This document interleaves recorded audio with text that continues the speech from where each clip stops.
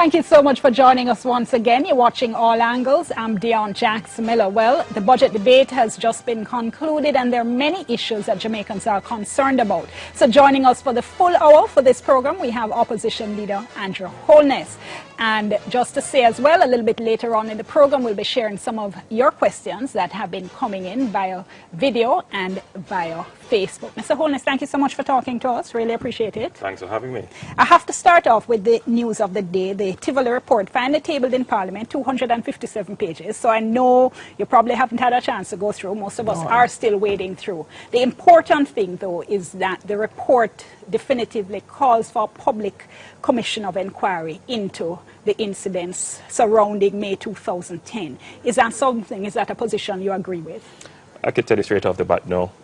I think the process of dealing with the situation in Tivoli would not be helped by a commission of inquiry. I think it would open up wounds that are now healing. It gives the opportunity to politicize an event that really ought not to be politicized. We have seen in the last few commissions that they don't necessarily answer all the questions. So I would be more in favor of direct interventions and certainly compensating those who have had losses as a result of the incursion. That's my position. You said, though, open up wounds, now healing. There are those who will say to you, but we can't heal, we can't move on as a country until we really ventilate what has happened, allow people to speak about what happened, and allow a properly commissioned, properly constituted commission to sift through all that. I think there are other ways of doing it. I think restorative justice strategy could work just as well. I'm just a little bit cautious about formal commissions of inquiry because, as I've said before, we've seen the ones that have gone. It gives you this wide ambit for political manipulation. It becomes a political issue. People start to hold hard and fast to protecting their positions, and you don't necessarily get at the truth. So in this regard, I would prefer other strategies being employed for catharsis other than the official commission of inquiry. Manat put you off commissions? Well, not just Manat, but we have seen a few before that, as I've said, they don't necessarily bring you to the truth. I asked, though, because I asked that question of one of the civil society reps we were talking to earlier on radio, and she was saying the way to get around that, she thinks, is by being very clear about the terms of reference and also very particular about the commissioners who are selected to participate. But then all of that becomes very subjective after a while, and even if you select the persons of the highest integrity, you know, people will still bring them to reproach. So I would avoid it altogether, no. Let me ask you, though, to what extent is your position influenced by the fact that this took place while a JLP administration was in power, an administration, in fact, of which you were part of the cabinet, and concern about fallout as a result of that? No. We have had to confront this issue of fallout. Let's just be frank. We are certainly, within the Jamaica Labour Party, very concerned that it happened under our watch. We have in many ways reached out. I think we need to do a little bit more than we are presently doing. And we have to, I think, be leaders in the process of bringing the whole issue to an end. So I am not against, getting at the truth. I'm not against people having the opportunity to talk about what has happened. I just don't want it to fall prey to political one-upmanship. Does Jamaica not run the risk of appearing to the international community as if it's trying to sweep the events of May 2010 under the rug? Well, I think one of the reasons why we've been stressing the presentation of the report is that that is one way in which you can bring what happened to light. And I believe that journalists as well have a duty to investigate and bring to light. And civil society as well has a role to play. So as I've said before, I am 100% for any strategy that will bring these matters to light, but I would not support a commission that could possibly be hijacked and it would lose its focus. I wouldn't support that. Doesn't it though sound as if we would have been spinning our wheels, having allowed all this time for this report. Everybody's waiting for the report. And the major recommendation to come out of the report, which is to hold a public inquiry, we then say, not doing it. No, I wouldn't. Doesn't that also give credence to people's calls of cover-up?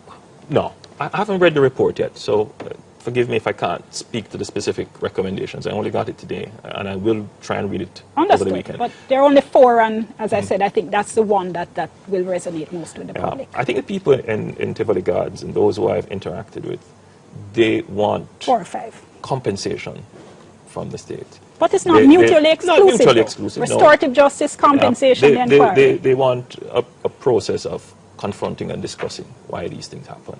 But they also want a way forward, and they want to hear what will be done for their community. I think these are the important things to focus on. Just before I leave this, are you also though a bit concerned, because going back to Manat, for instance, we saw the former Prime Minister, Mr. Golding, being questioned, and there was a lot of, I don't know, controversy, theatrics, drama surrounding that. You have answered the question. So are you then concerned that that is what would happen here, as opposed to being more concerned with dealing with the human rights issue and the substantive issue? It's highly likely. But shouldn't the national interest of an inquiry and exposing the truth and dealing with the human rights issue, shouldn't that take precedence over your political concerns for your former leader and perhaps for yourself? Well, I can't deny that there is the political concern, but my greater concern is for the people coming to grips with what happened, and whether or not a commission would really answer the question and bring them to the point of where they are within themselves satisfied with the outcome. I'm not certain that would happen. So on both accounts, I'm not certain, so I wouldn't support it. But you must recognize the decision is not mine. The decision is that of the government, so you could very well have one, regardless of what I think. True, but whatever decision the government makes, if the government says no, for instance, the opposition could be instrumental in pressing the case in Parliament and elsewhere. Well, but obviously that won't be happening. Very clearly. Let's talk a little bit about taxes. That's one of the things you spoke about in your budget presentation. You said the government is dancing around and delaying to avoid placing general consumption tax across the board on all goods, and you refer to that. You do say it's a politically sensitive issue. Yes, it is. You said our system of taxation was in need of surgery, and we, meaning the JLP, were willing and able to perform that surgery. Yes. So is it then that when you were Prime Minister and you were tantalizing the country with talk of bitter medicine, that at that time you had decided that GCT would have to be imposed across the board on everything, including basic food items? We looked very carefully at our options, and we realized that our options were limited. We also recognize that we cannot continue to push our problems down the road to confront them later on the assumption that things will get better later on. So I took the approach that there are some things that we have to do right now, which would be in the best interest of the people. People may not like it up front, but at the end of the day, you'd be better off. And I used the budget debate this year to prove the point about what is bitter but medicinal and what is sweet but poisonous. So the government said to the people, we're going to give you what is sweet. We are not going to put the tax reform in such a way that it affects the poor. But what has happened in the end? In the end, the prices of most basic food items has increased more than if they had initially at the start put in place a proper tax system that would simplify taxation by putting on one level GCT on all goods that would be lower because your revenue intake would be higher. So that's a yes then? That's a yes. As a Prime Minister, you had decided that was the route you would have gone. I want people to understand that we had gone through and thought out everything. Complementary to that would have been a totally revamped system of social protection. And I showed in the last budget where our government had spent for the 4 years over $70 billion on social protection, the most of any government in the history of Jamaica. And we would have continued to do that because it made more sense to make persons who can pay and take the surplus and transfer it. If you want to transfer it on a conditional way, or an unconditional way, but a transfer nonetheless to help those who are most in need to survive. So that was the strategy. And that strategy, if you are Prime Minister tomorrow, or whenever, if you become Prime Minister again, would your administration then say this process is incomplete until we've taken that But just to measure? be clear, though, that is a small aspect of tax reform. But it is important So to what people could look forward to is a simplified tax system. Tell me a yes, though, before I'm giving a yes. I've just said that. Okay. So you could look for a simplified tax system with a lower GCT rate applied right across the board with a more efficient and effective system of welfare, where those persons who are genuinely in need, and I've seen the complaints every day of people saying, I qualify, but I don't get the benefit. You would see a more improved system capturing more persons who are in need.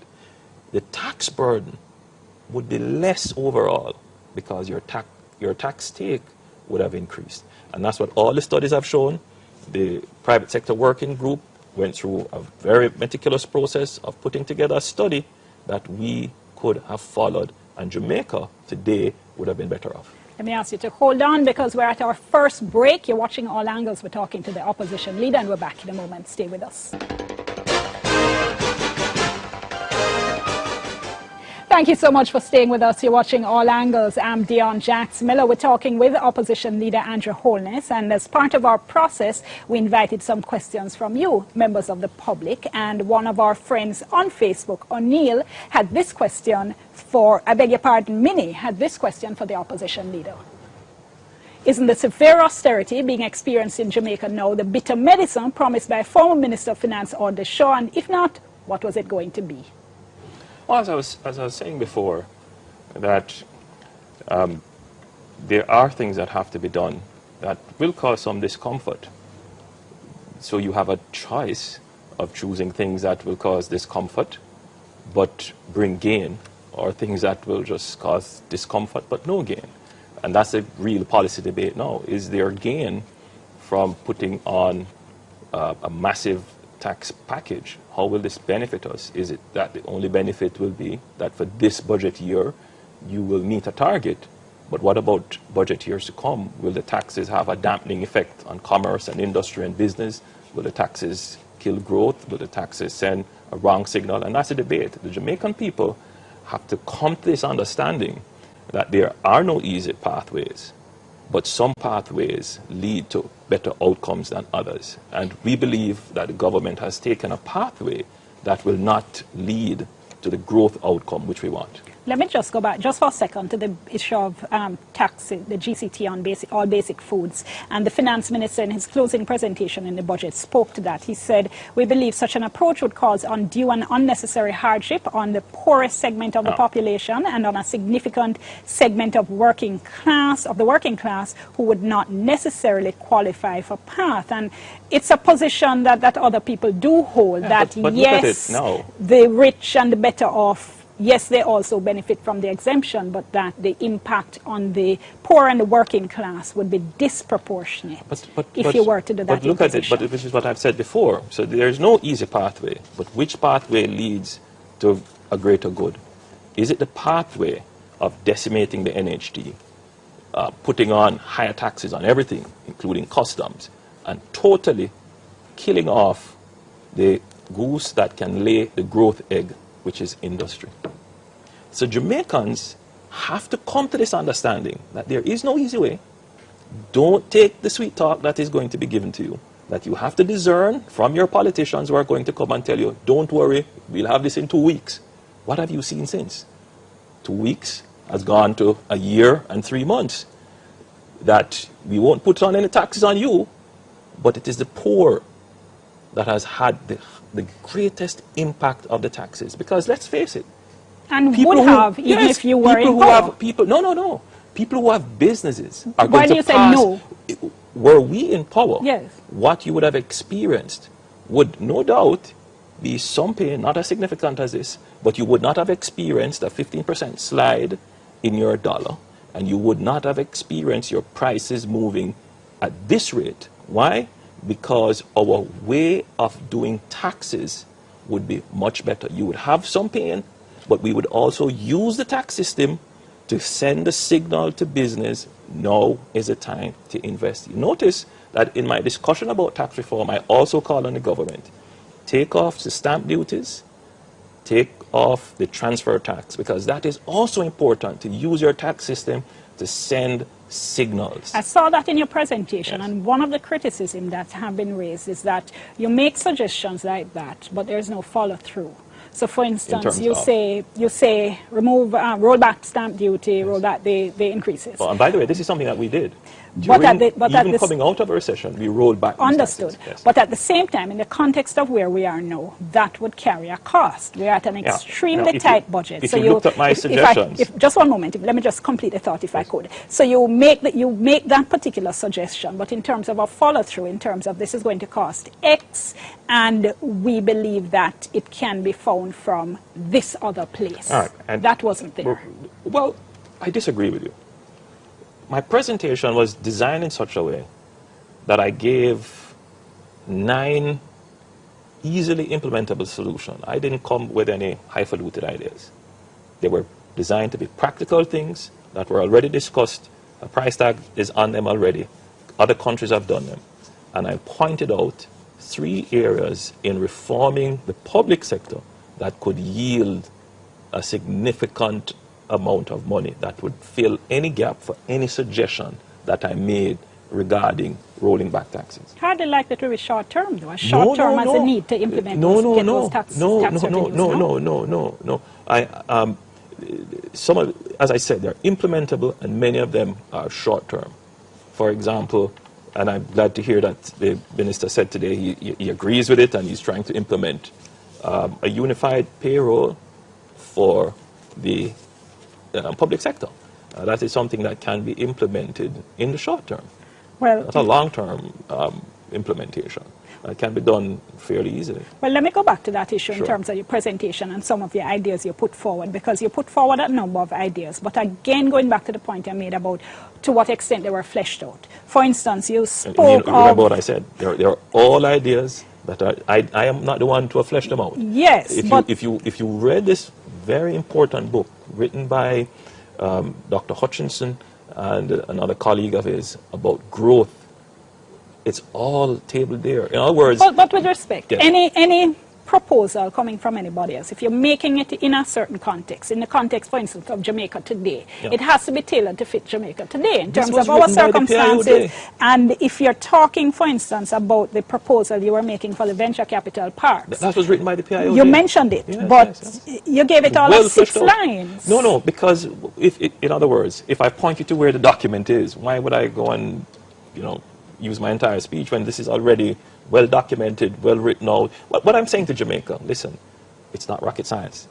You don't need to go and reinvent the wheel. Except the ideas and solutions are there. Close to rocket science, because we're not anywhere near which is the point. So the last, economic prosperity. So clearly people don't know what they're doing. So the last or having difficulty. So the last part of the speech, I said, listen, you need a field marshal for growth, and that has to be the Prime Minister. So you need somebody who will marshal all the ideas, coordinate them, and be the motivation behind them for it to happen. Let me give you another example from your speech.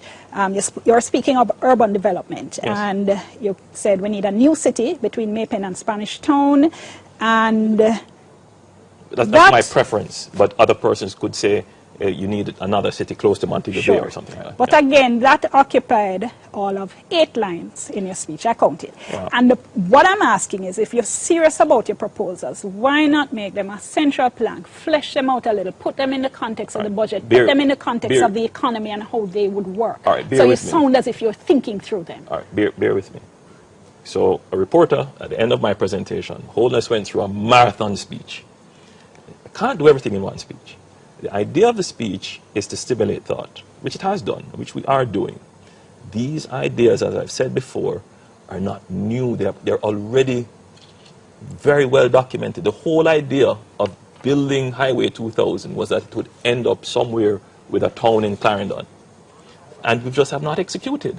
My job as leader of the opposition is yes, to come with big ideas sometimes, but sometimes to say to people, there are practical and easier ways to achieving the growth agenda. Here are some easily implementable suggestions. But it sounds like you're throwing them out at the top of your head. No, That's the point no. I'm making, though. For Well, instance, you spoke that's your about the opinion. tone. Sure. And I respect your opinion. That's fine. You spoke about the tone, for instance, the fact that that was the idea of Highway 2000, and it never happened. So again, if you're talking about a proposal being put forward in depth, well, not in depth, but if we're talking about a proposal being put forward, why not in the context of what happened, what didn't happen, and if this can work at all? Because there are some people, for instance, who think that location would be terrible.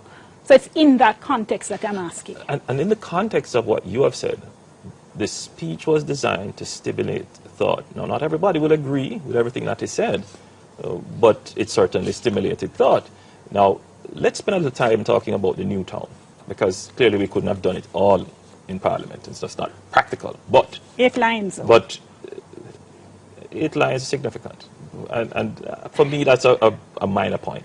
The point is the 8 lines convey the idea that you needed to have a new thrust towards infrastructure development, not just on roads, but in building a new city.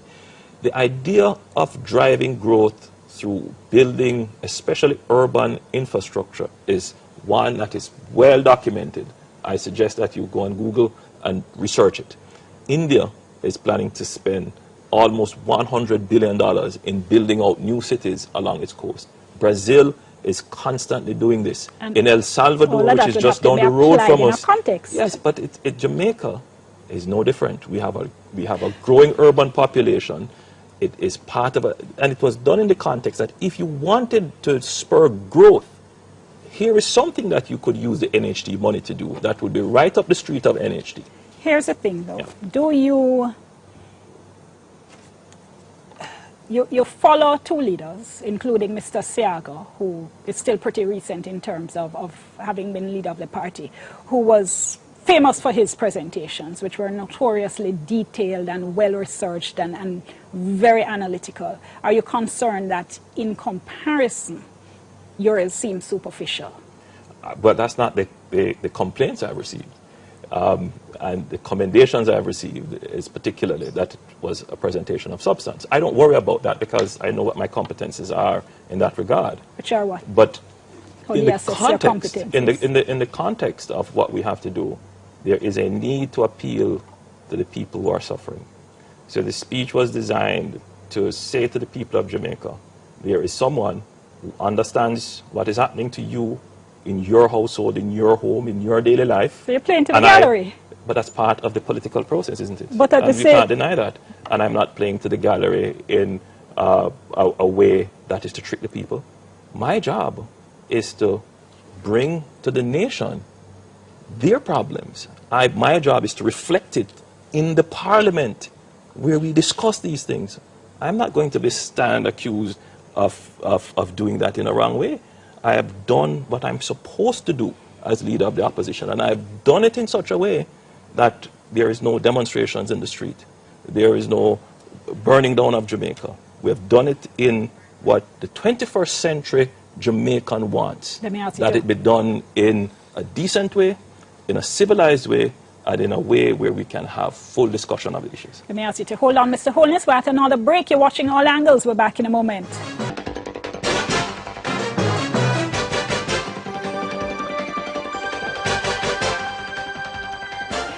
Thank you so much for staying with us. All Angles continues. I'm Dionne Jackson Miller. We continue our interview with the leader of the opposition, Andrew Holness. Now, we did go into the streets and ask some members of the public if there were questions they wanted to put to Mr. Holness. So let's look now at the first of our video questions. Hi, Mr. Holness. This is Kimberlyn from the University of Technology.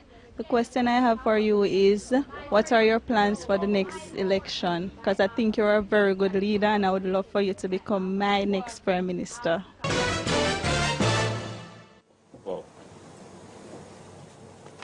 Well, first thing is to organize a political party. That's critical.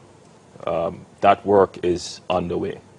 The other thing is to get our platform, our body of ideas well understood by the electorate.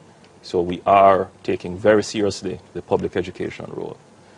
And then the third thing is to make a connection with a broad constituency, not just the party constituency, but there is another constituency of voters who sadly don't vote, either because they are frustrated with the process, they are let down by the process, or they have just never been engaged. So we do intend to reach out to those voters as well. We feel that from the trends, certainly in the voting numbers, that the governments that have been elected, especially the last three, are elected by a minority of the electorate. That is bad for our democracy. It's bad for policy. And so there needs to be a broader base of engagement. So those are, in broad terms, the plans, and we have been executing. Let me ask you, though, because at the same time, rumors of a possible leadership challenge coming up, perhaps as early as November at the next conference. You've said that you think a challenge is part of the political process, a normal part of the process. Wouldn't be a disaster, correct? You think that? It certainly would not be. It would certainly be in my favor. It would certainly, put the questions that you normally ask to rest. And it would give us a chance to move forward. But I'm here to say to you that from what I know, there is no such challenge. Well, time will tell us that. But let me ask you that, because while you put it in that context, democracy, normal part of the political process and so on, wouldn't it still be an indictment on your leadership if so early in the stage you are being challenged? There was a faction saying, we don't think you're it. Well, the truth is that in all political parties, this happens. And you would have seen it with the former leader of the opposition, now Prime Minister, that she got a challenge very early in her time. The truth is that whichever political party you take, it is a normal part of the process.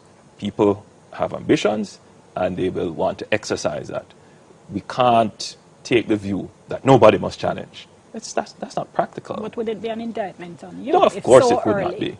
No, in fact, it is the earlier the better, because then that would, for the party, it would either give you a chance to have a longer period of time to organize. Better for the party, not better for you? It would be better for me. How? Because I know I would win, and therefore I would have a longer period of time to set things straight.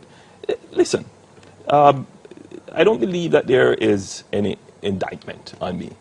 What there is ambition, and people feel that they should have a chance, and that's natural. But what we are engaging in the party is a process of trust building, team building, message definition, and delivering for the people. That's what we are engaging now. So much of the talk about leadership challenge is without substance from the center of the party. Let me ask you, though, following up on something you said if it did happen, it would be something that would cement your position if you won. That's my view. Yes. But is that one of the issues? Was it, after all, a disadvantage having been handed the leadership rather than having to fight for it, assert yourself, and face down others who also wanted the job? Let me disabuse those who are of that view. Those who are close to the situation know that nothing was handed. There was a process of consultation. People went out and consulted their delegates, and the delegates spoke to them.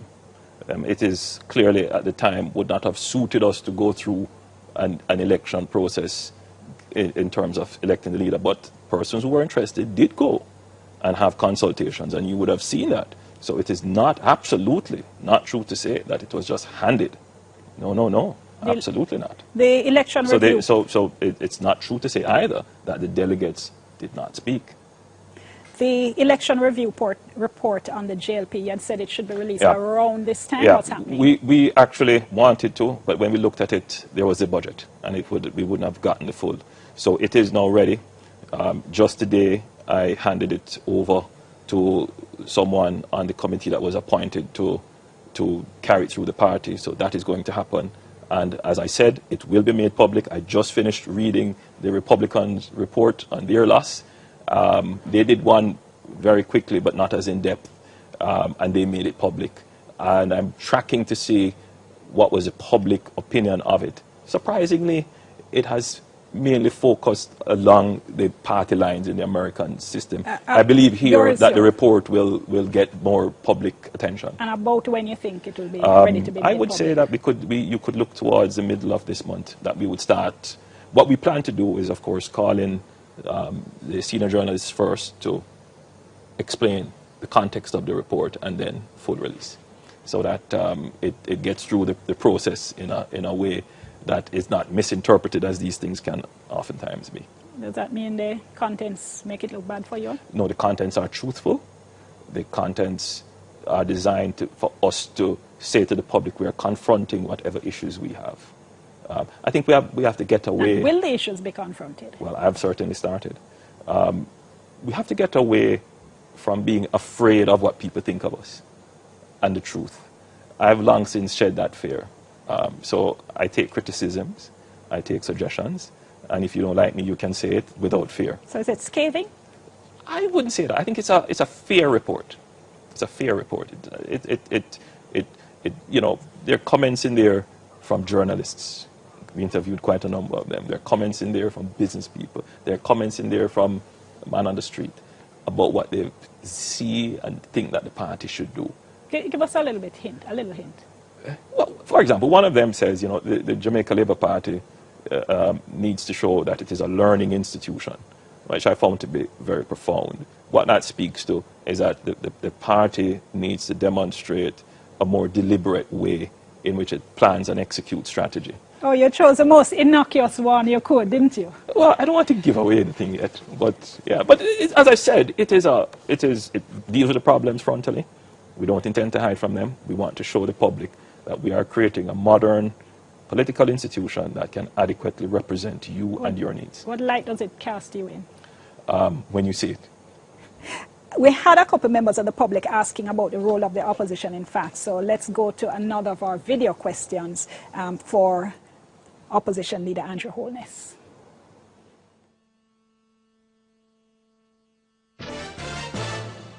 All right, Mr. Holness, one question. Where is the opposition? That's all I want to know, because all of them can't say, no, say nothing when the other party did them foolishness. Now, in addition, we had one of our friends on Facebook who had a pretty similar comment, and let me just bring that up at the same time. And this was O'Neill saying, are you not afraid that civic groups are becoming more of a voice than the opposition? After all, nearly everything that JLP opposes, it has been guilty of doing. So let me start with the first question. Where's the opposition? People said they're not feeling you. Well, let me just say that if you were to analyze the opposition's performance in a fair and balanced way, you would say that the opposition has had a position on everything. There's scarcely an issue that we have not addressed or made our voices be heard on. I think we have improved... So does that mean you're not reaching people? Well, I'm coming to that part of it. I think we have improved our relationship with the press. I think we have been... Meaning you stop cussing the press? We have been improved our relationship with the press, and we are more accessible, and we have been in greater communication. But there is a problem, and it's not just a JLP problem.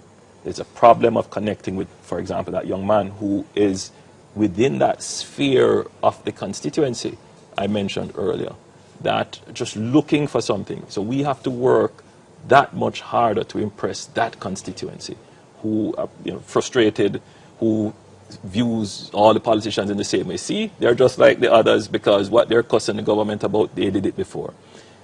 Not all of that is true. I think if you take a fair look at the history and a fair look at myself, that you would not be able to find the inconsistency that whilst I was in government I supported this and now I'm in opposition I don't support it anymore. You would have to search very hard to find such a thing. But it must concern you. If it does. I mean, obviously not any scientific study or anything, but if people are saying, we're not feeling you, we're not hearing. No, it does, and we acknowledge that. We acknowledge that there is... So how do you fix that? Can you fix that? It's not something that you're going to fix immediately overnight. So, but in doing things like this, in discussing the issues with you, in putting out our report, in acknowledging that there needs to be a change in the way in which we govern our country, it starts the process. But, in things like this, I find that it is what you do that is more important than what you say, because there is a trust deficit in the country, especially within that constituency of voters. And I'm trying... But you're in opposition, so what can you do? Well, what can we do is how do we conduct ourselves in opposition? So we face a kind of duality. There are some persons who want the opposition to show itself by being very aggressive, and then there's those who want the opposition to be balanced and to be a responsible opposition. So it's a mixed message, and we have to maneuver ourselves very carefully to keep all the constituents happy. But there is an important thing that the opposition has to be true to. We have to be an opposition of solutions. And you would see from this budget that we gave practical, easy solutions, things that are not rocket science to be done. And we have extended always the hand of cooperation with the government. It is not always received. Let me ask you to hold on, because we're at our final break. Stay tuned. We're back in a moment.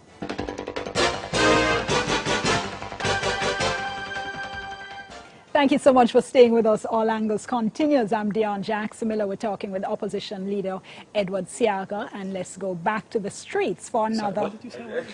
Oh my gosh! I just had a flashback in time, everybody. Obviously, Mr. Holness. Let's go back to the street, shall we, for another video question. I think our viewers, our members of the public, know who the opposition leader is. My name is Paul Miller, and I would like to ask Mr. Holness that why he was in the ruling party at the time when his party was in government. Those bright ideas that I hear him have now, where was all those ideas a long time? Or him just coming forward with them? Or him they have those ideas but couldn't really say it to the finance minister or to him prime minister at those times? It's always good to hear the public speaks. Remember now, I spent most of my time in government in the Ministry of Education. I don't think people could question whether or not I put in place ideas that are still now benefiting the country. And I exercised my effort there. But I've always, and I've never hid that I had intentions to put in place things that were good for the nation. And we discussed these things within our cabinet and were on the cusp of introducing them, which is why I could easily speak of them now. But we will have another opportunity. So you're saying you were making various proposals of course, outside and they of were education? accepted. Yes, and they were accepted, and we had agreed on what we would have done. You just had others claim authorship? But that's what teamwork is.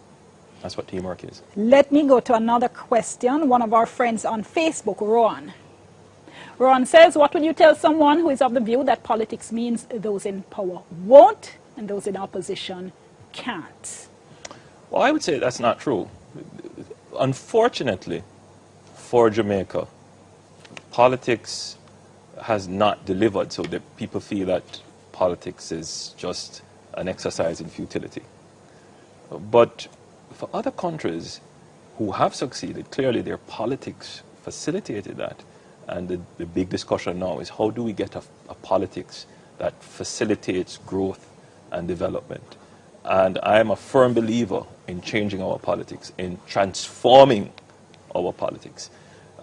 It will take time, but it takes commitment. So, like for me, daily I'm in a conflict as to whether or not we should change the way in which we have conducted ourselves in opposition. We have maintained ourselves as a responsible opposition. We're giving solutions, which is quite different from what we conventionally understand the opposition to be. But there are those who feel that you need to be more aggressive with the government. And I think that there is a wider constituency that's saying, listen, we want the best for Jamaica. We don't want any disruption. We want the politics elevated. My job is to keep those people who want to see aggression and to bring in those persons who want to see the elevated politics and to carry us to an understanding that there is a transformational politics that can benefit all Jamaicans. A couple of things I need to get to before we run out of time. Caribbean Court of Justice. Yes. The government has tabled the bills again. We had heard discussions were going on behind the scene. Has the opposition's position shifted? Are you ready to support the CCJ? The CCJ is a profound change to our constitutional and justice arrangements. Our position has not changed. We believe it is so important that it must go to the people, for the people to decide. We, like all other Jamaicans, want to see full sovereignty. But what does that mean? Full independence, what does that mean? I think that there are things that the country must focus on right now. The economy, fixing our justice system. Let me just disaggregate issues for just a moment, though, because I know you last year expressed concern about those wider issues. In the case of the CCJ, is it that without a referendum, this JLP, led by you, will not be signing on? We have to be very clear. And you have not shifted that position? We have, that's been our position from inception. That's our position now. We have not shifted. And when the government says there is no legal need and it's politically dangerous, you'll politicize the judiciary? I don't agree with that. I absolutely don't agree with that. Our system has so far not politicized any judiciary. Well, we haven't had a court issue the subject of a general election before, which is what a referendum would be. No. The referendum, it would not be a court issue. It would be an issue about where our final justice appeal lies. That's not... Which is about the court. It's about the court, but it's not in the sense that you mean. It's not an issue of you know, a matter of our courts. I think it's more of a political issue of our sovereignty. That's what it is. All right. Mm-hmm. National Housing Trust, you intend to, you're going ahead with the case that had been filed? Yeah, we're going ahead. We have had some lawyers on board looking at the case. They feel it's a good case. It's a matter as well of a constitutional interest that people want to challenge it. Such cases, of course, you know, cost money to put together. Now is not necessarily the best time in the economy to put together all of that, but we maintain our commitment, and our lawyers are working to put together the brief. I've been in one meeting about it, long extended meeting about the ins and outs of it. I feel it's a good case. I feel we stand a good chance, and I also feel it is a duty of the opposition to have this area of our law and government policy clarified in the courts. Now, as I understand it, one of your major concerns would be asking for a declaration as to the purpose and use of the NHT funds. As opposed to stopping the government funds. So, whatever the legal decision is made at the end of the day, is it that in principle you believe that NHT funds should be ring-fenced to be used for NHT contributors? It should be ring-fenced to use for the objects and purposes of the legislation, yes. So let's just say the court ruling goes either way. Let's say there is a court ruling that says, no, actually, the government can use it for whatever it wants. You have your belief in principle. Does that mean that as Prime Minister, you would then follow through on those principles? Yes, my principles either amend the law if necessary, yes, and ensure, in fact, that the dipping into the piggy bank doesn't occur. And I tell you why. That's a commitment? It stands as a commitment. And I tell you why. There is a point of view that all public funds should be pooled, whether they are in trusts or that, you know, having the public sector funds fragmented in this way doesn't help the central government. But then there is also another view that there are some funds that belong to account holders, funds like pension, funds like the NHD, and those funds ought to be totally excluded because technically they are the private property of contributors. I'm nearly out of time though, Sure. So let me just paint a scenario for you very quickly. You're Prime Minister, funds are short, the budget is tight, and the NHT piggy bank is there ready to be dipped into. Wouldn't you? So let's figure out a way how to use the NHT funds to earn more funds whilst keeping the principles of the NHT, rather than using the NHT funds to pay off debt, which doesn't necessarily generate more funds, which doesn't pay down the debt enough to ensure that you can actually meet the target. A lot of listeners... But it kills your growth objective. A lot of members of the public said, boy, you know, we used to hearing people saying stuff in opposition, and they get into office and say, oh, we didn't know things were that bad. We're going to have to do things. There comes a point, after all. There comes a point when the public will have to believe someone. I hope it's me the next time around. And you're saying it should be because you are stating that this is the case. I have been consistent. I have been solid in my views, and I've been upfront and honest with the people of the country. No, I'm just about out of time, but I can just, I need to just ask you very, very quickly. Former Education Minister, we're hearing about a replacement for the GSAT. What do you think? I think it's part of the program that I had implemented. I think GSAT is not fulfilling the function that it should. And I don't believe that there should be a sifting exam. I think every child should just move on to high school. You only need to just judge the knowledge attainment of the child so you can properly develop strategies to treat with that child. But to use it as a placement exam, you're literally determining the life chances of your population by virtue of one exam. Gonna have to talk about that another day. Can I thank you so much, Mr. My pleasure. Holness? Really Thanks for having appreciate me. it. We've been talking with opposition leader Andrew Holness, got it right this time. And we want to remind you, check out our website, televisionjamaica.com. Check out the All Angles page. The program will be posted there and you can watch it again. And of course, we invite you to share the link. Until next time, for another edition of All Angles, on behalf of everybody here at TVJ, I'm Dionne Jackson Miller. Thank you so much for watching.